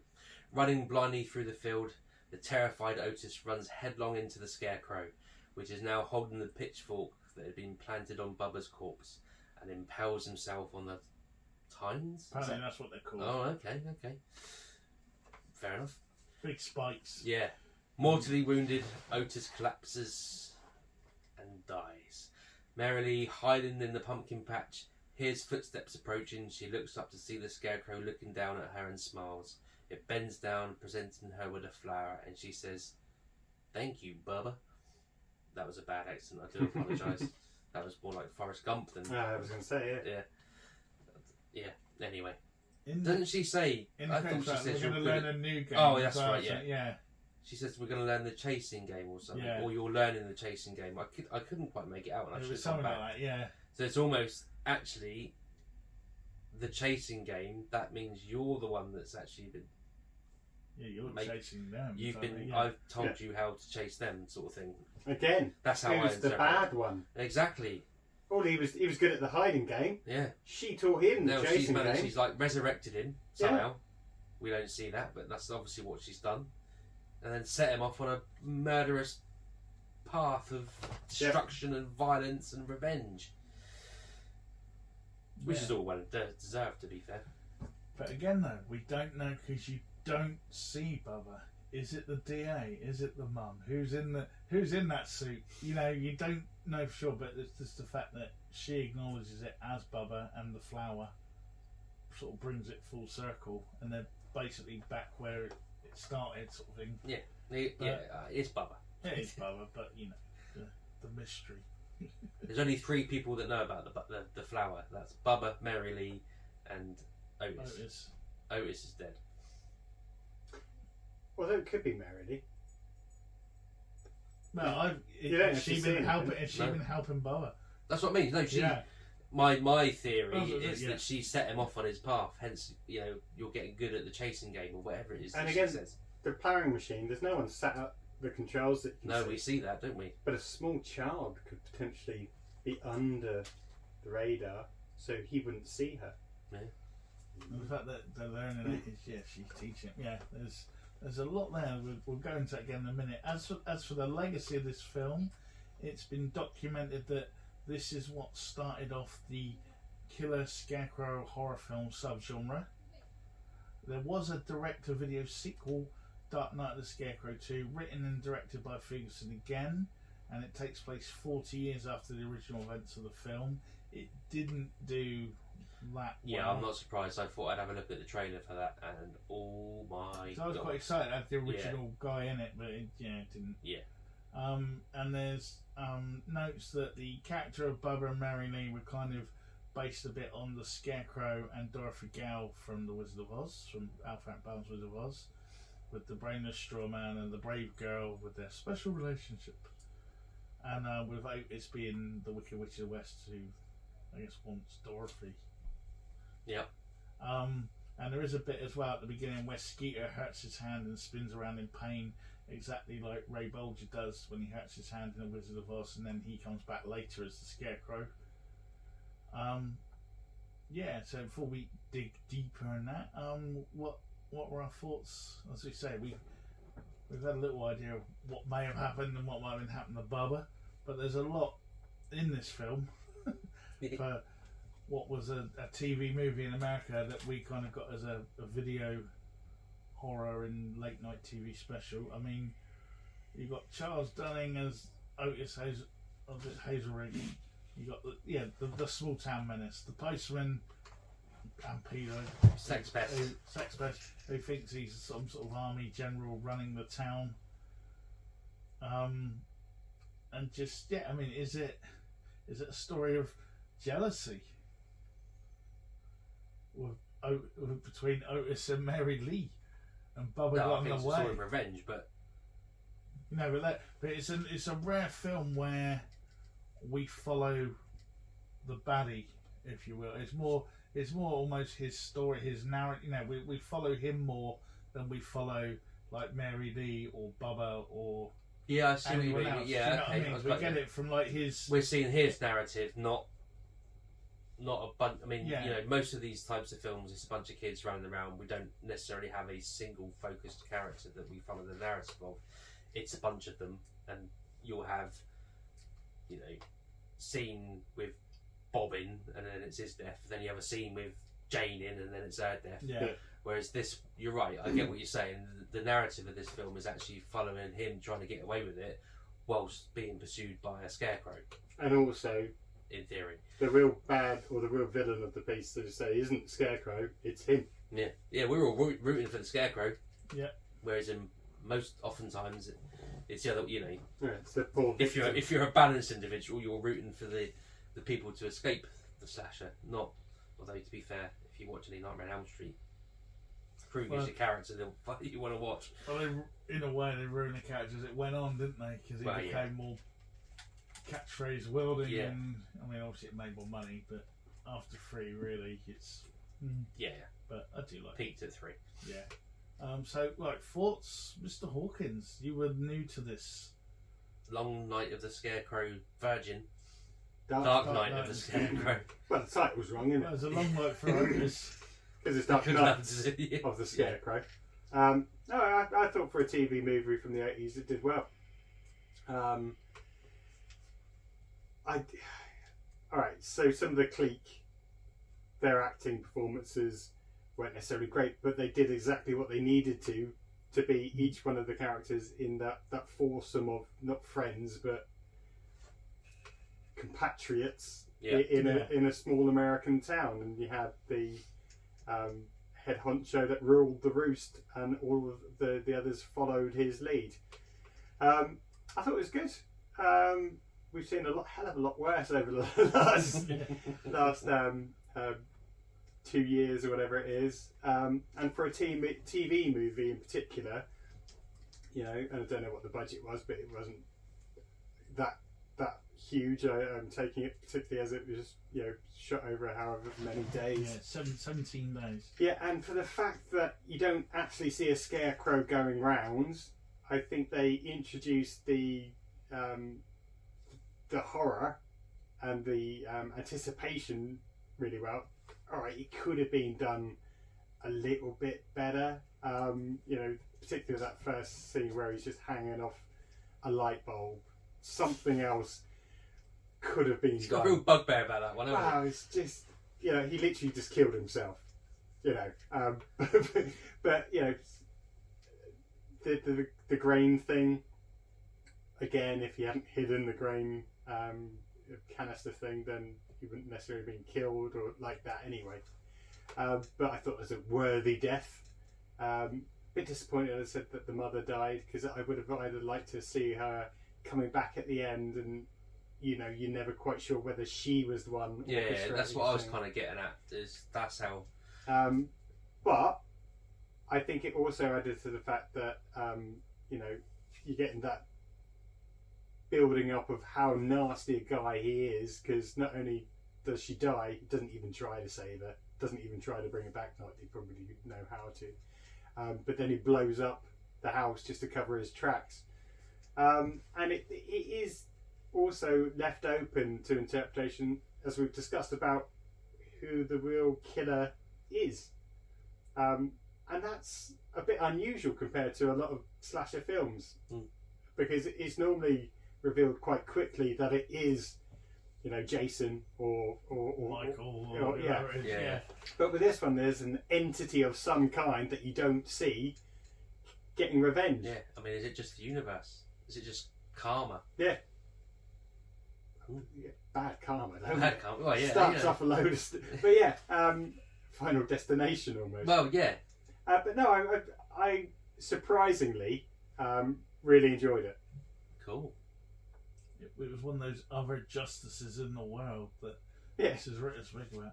Ah, cool. Damien. Sorry, just taking a drag then. So yeah, exactly what you've just said, Paul. I think for a TV movie, there's nothing wrong with it. And normally, when TV, especially in this genre, can be really ropey or kind of hammed up. There's no hamming up. I mean, to be fair, I'm probably speaking more about British TV horror than the US. But normally, it's kind of hammed up or played for laughs. So there's no laughs in this, as in, well, you did find something funny. Just in case you think it was funny, they make it. By the way, he's a pedo as well. Yeah, Like you say, exactly. So yeah, but I think it almost kind of bridges that gap. Because you think about when this was made. This was made in '81, so it's around the time of slasher stuff coming to the fore, and it's the end of the supernatural. You're 3 Bit years like away from Freddy the Krueger at this point. Fix and all that stuff that we would. When was Halloween? That was 78, 79, something like that. Yeah. So it's so this almost kind of bridges that gap between supernatural ghost revenge and your soon to be Mike Myers of this. Well, actually, as you said, Mike Myers already exists, but soon to be, the genre was just the stereotypical slasher. At this point. So this bridges that gap, because it is, as I said, it's a slasher without the slasher, because we don't know what the entity is that's necessarily killing these people. We're all assuming that it's Bubba, but how can I put this? Bubba didn't do it. Well, how can you put it correctly? Bubba didn't necessarily have the capacity when he was alive to know much more than he shouldn't be kidding. Yeah, that's why Mary Lee was teaching him. Yeah, and then all of a sudden he has teaching the him the capacity chasing game. trick people into getting up on top of a ledge in a barn. Yeah. No, the way you say about it, yeah, I think it was. Do you know what I mean? And we know that she can escape from her house at night. Yeah, exactly. And she can survive a dog attack. Yeah. So maybe she's a supernatural. Yeah, exactly. So, but going back, thoroughly enjoyed it. Obviously, didn't remember anywhere near as much of it as I thought I did. So, it's almost like watching it for the first time. I remembered the first 20 minutes or so because I think it must have left some sort of emotional scar on me, seeing a special needs person shot 21 times whilst attached to a pole. So that clearly had an impact on me when I was 8 or 9 years old. But the rest of it I didn't necessarily remember. So yeah, thoroughly enjoyed it. It is, to be fair, when you said about it a couple of weeks back that we were putting the spotlight on this, I didn't remember it until after we'd finished recording, and it all came back to me that I had seen it, and I was like, oh, this is going to be shit. Because I was like, I do remember the first 30 minutes, but if I don't remember the rest of it, it must mean it's shit. But actually it wasn't. There's quite a lot of layers in this that you wouldn't expect, and you certainly don't get from normal slasher films because of the villain narrative that you talked about.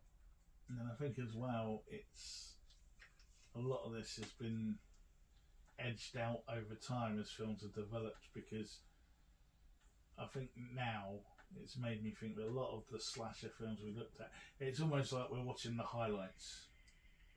Like when you watch Match of the Day or whatever sports programs you watch, where you see the highlights, where you just see all the goals or whatever. That's kind of what it became, whereas this painted in between and gave you the reasons and the things. Well, that's what I mean. There's a lot more bits in between the kills. Because no, I agree. I think that's become a lost art now, and anyone who's doing that needs to go back and rewatch this and just. I mean, there's stuff that again. You don't need the subplot of is he a pedo or not, because it doesn't really make any difference to the fact that he's killed Bubba anyway. But that's one of the you're right. That's one of the nice things about this film is the level of detail that they managed to the pack layers into that they it. build for all of these characters. You've got, as I said earlier, what's his name? From My Cousin Vinny, etc. So I'm up for a bit of fisticuffs, but that's as far as I want to take it. These are layers that don't need to be there. You could just have them, all of them, crazy hicks. Shoot him and at any given opportunity, they're going to reach for their gun and go out into the hills and shoot people. But they're not. Then they've given them, each one of those characters, a little bit more of a they all show a little bit of regret or whatever for what they've done. But apart then from Otis convincing them again. Otis has fear, but he doesn't have regret. Whereas the other three, other three, they've all got regret in there. Well, they regret it straight away. Otis just doesn't want Otis it. Cool. is just an arsehole. Narcissistic arsehole. Same as we're gonna go and eat some chicken at Old May's. They got an offer on at the chicken shop or whatever it says. Anyway, so your thoughts, Mr. Summers. I was actually, again, it was something that I just picked out when I chose it because it's something I kind of remembered from the back of my head. A lot of my choices on things like this come from remembering the video box and whether or not I got to see it then or not, and now I can because I'm old enough. And no one can tell me otherwise. I'm a big boy now. But this was one I thought, just go back over it. And, people looked at it. They just brought out like a special edition of it, which apparently is pretty much exactly the same. But I think you get a few interviews and things on the Blu-ray or whatever it is. But it is, I was just overly impressed. That said, the layers, the detail, the characters, and it wasn't afraid to put a few things in, like you said, that didn't necessarily go anywhere, or we were the only people that really knew them, so we got that sort of dramatic irony of it, because no one else knows what Mrs. Ritter, when she says basically you're a pedo, no one else knows that apart from us. The characters don't, because they don't know, but she can see it. Well, the other cop looks officer, he does look at him weirdly. But I reckon he's just fed up with years of him pretending to be a big I am as a postman. Maybe. Like, you're a fucking postman, I'm a cop. Get out of the way. You don't tell me what to do. But, you get those little things in there. And, I was pleasantly impressed and surprised. and again agree with pretty much everything that you guys have all said. So that brings me to my next point. Scores on the board, Mr. Hawkins. 7.5. Ooh. I marked it down a couple of points as for some of the reasons that we talked about. Some of the things that I didn't necessarily like. Some of the little pitfalls. But I think 7.5 for a TV movie, low budget, is a really good score. Cool. Damien? So I'm going for 7. Purely because, I mean, it's a TV movie, so you know, on production values, on look and feel, you can't. It's never gonna, you know, it's not gonna reach 8, 9 but story wise, it's great. Yeah. So yeah, 7. Sorry, Paul. What did you say? 7.5. 7.5. I've got to write this down. So I'm not write it down. Type it in so that we get our chart run down instantly. Spreadsheet. I'm gonna go for an 8. An 8. That's impressive. Because I just think it was the writing alone. I thought was just so impressive. Of like the story. If you're writing something or you do the screenplay or whatever, go and look at the template for this. It plays like it's in scenes. It could be done on the stage as well as on a film, because you've got those sort of how we set it out. You've got those set pieces that move along. All the characters move along and develop one way or another every time they're in play. Oh yeah, a lot of this, you're right, could be on the stage. Yeah, even the fact that, you know, that they come and find him as a group, and they talk about how the Scarecrow's in there, the little breakfast meeting in the boarding house, where, you know, even the bit part characters are still, you know, that even those they've got some story going on behind their life, you know, in the boarding house. It is really clever. Yeah, I think that you're right. The script is written. It's just a well written script. Yeah, and it's not written with blockbuster in mind. It's written with it's written to be a good story. Isn't it? Yeah, they're not like, oh, we need one of them their slasher films. Yeah, they've just written a good story, but it's again open to interpretation. It just drops a couple of points, as you say. Although I think the production, in some ways, being like that, adds to the vibe of the small, backwards redneck town kind of thing. Because it's not. Because I was trying to think what I could compare it with at the time, and I like the fact it's not as shiny as, say, Dukes of Hazzard or something like that, where everything's, you know, but that's a bit more colourful and shiny, and cars racing around and all that, and it's a bit more dreary. Yeah, no. It's What I mean by it though is, I know, like, yeah, you I know don't you mean get sort of big film type thing. Yeah, yeah, but you don't really get any. There's no scope with the film. There's not a lot of establishing shots. I mean, you don't even really see the town. You see the mechanic. Yeah. In his shop. Yeah. You see. Yeah, inside the diner, you see inside. You don't.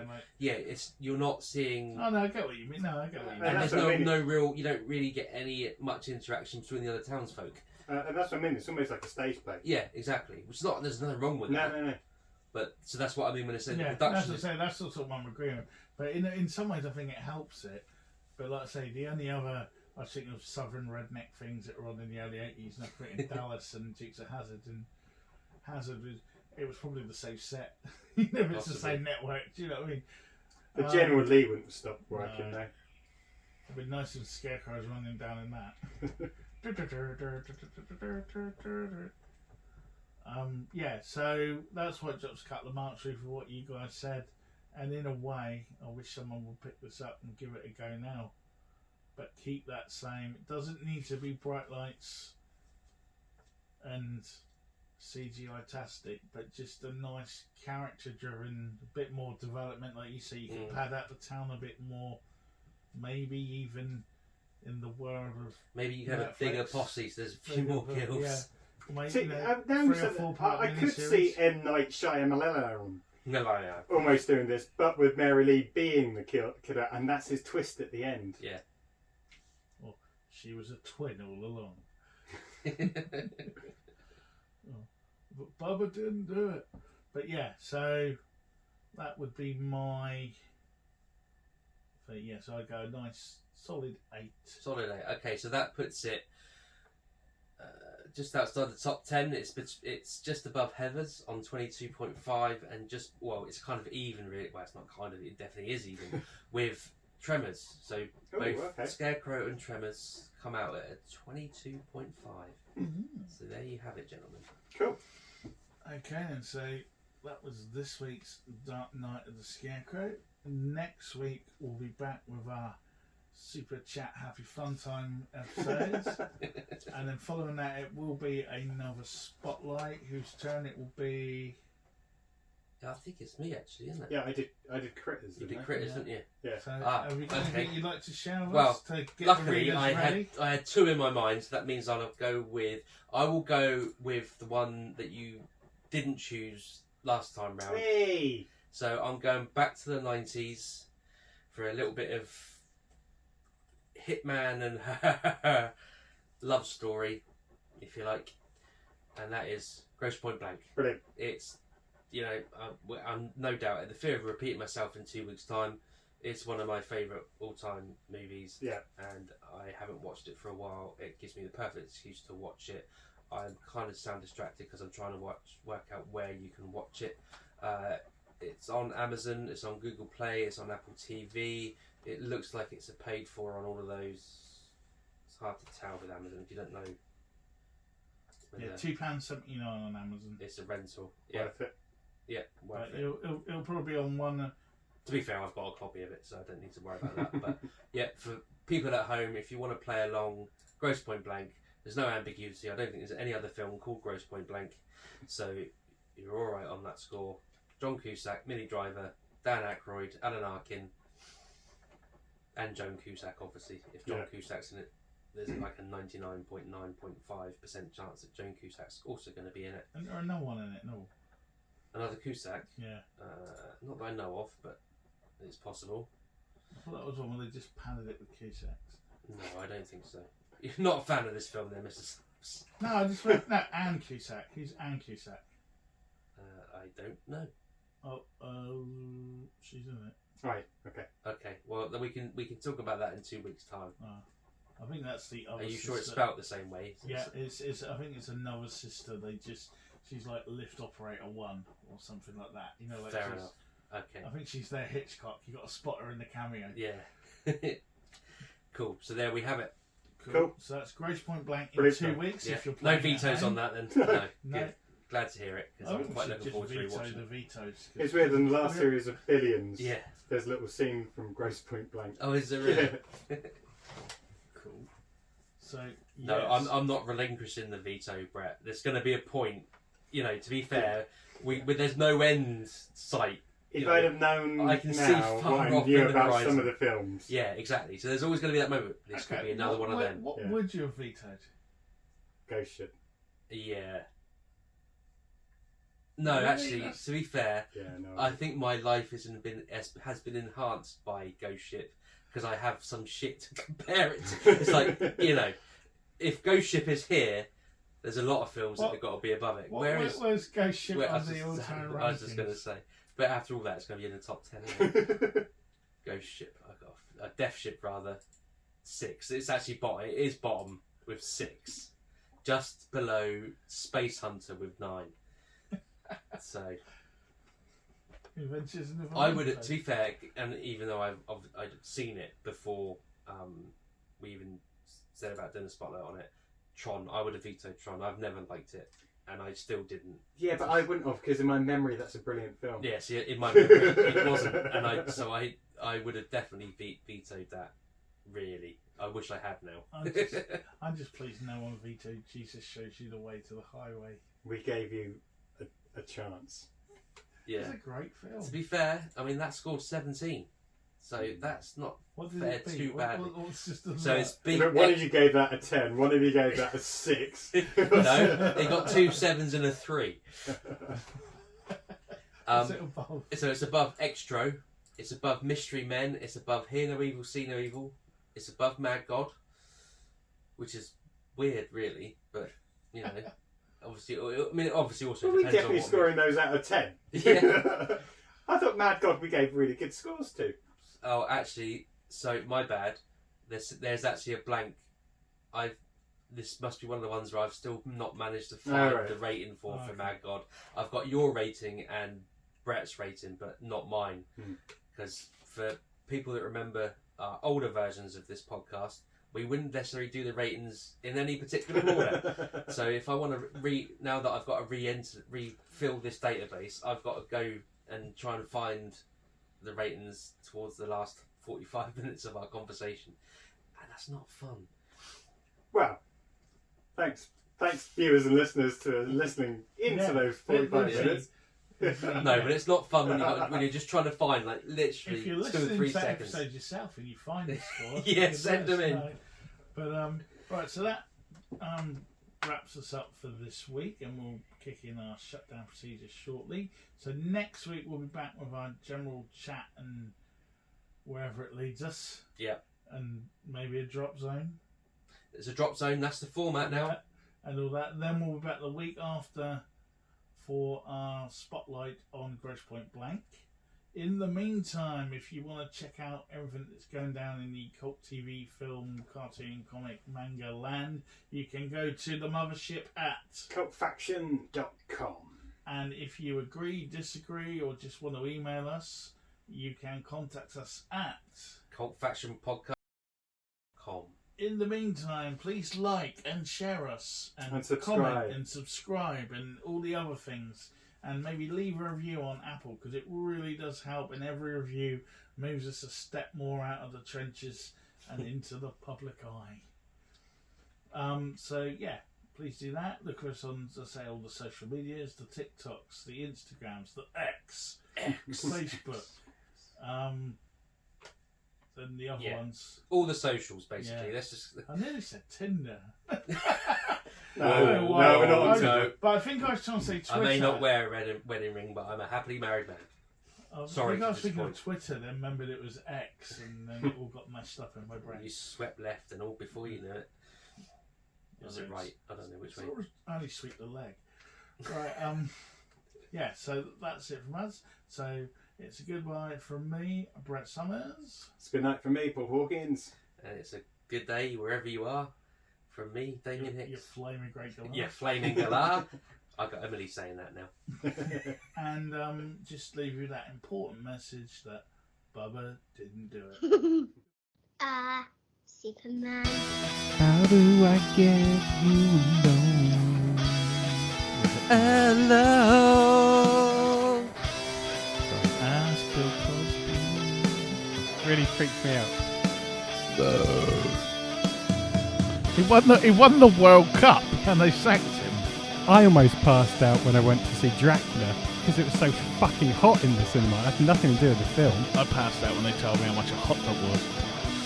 You're so fucking aggressive about it. No, I was agreeing with you. And You weren't. You were like, no, Joe Jackson. Get it right, boy. Go, Brett.